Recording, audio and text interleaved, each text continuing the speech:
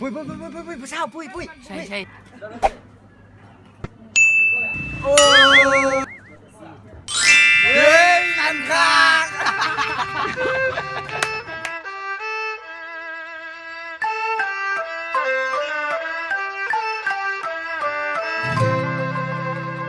คอยหูตัวดีเฮาหูจักกันบ่ดนเท่าใด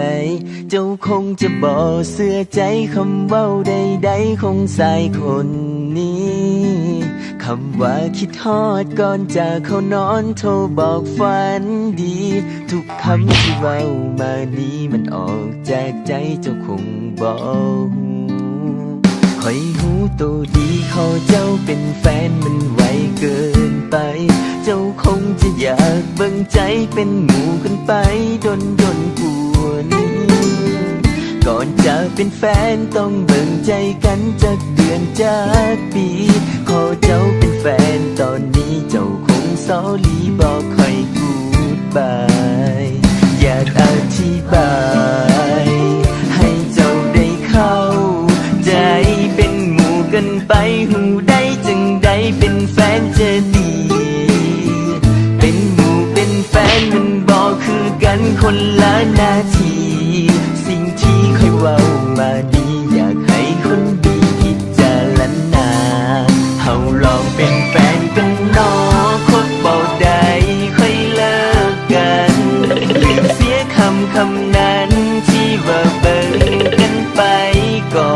นเฮาเป็นแฟนกันเนาะสัญญา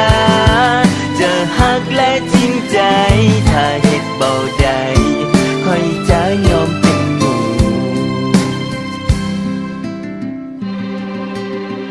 ค่อยหูตัวดีขอเจ้าเป็นแฟนมันไวเกินไป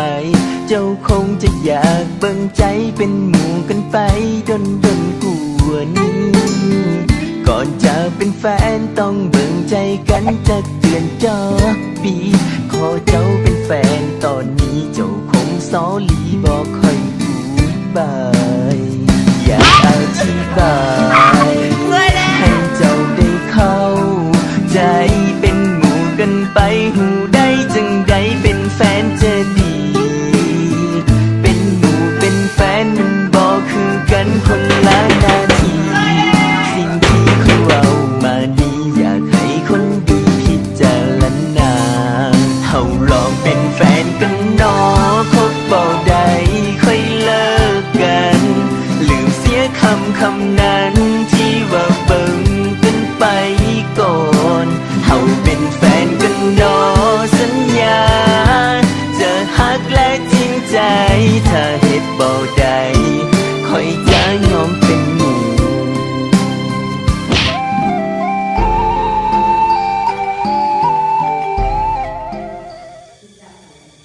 เชียวไม่ได้ว่าเชียว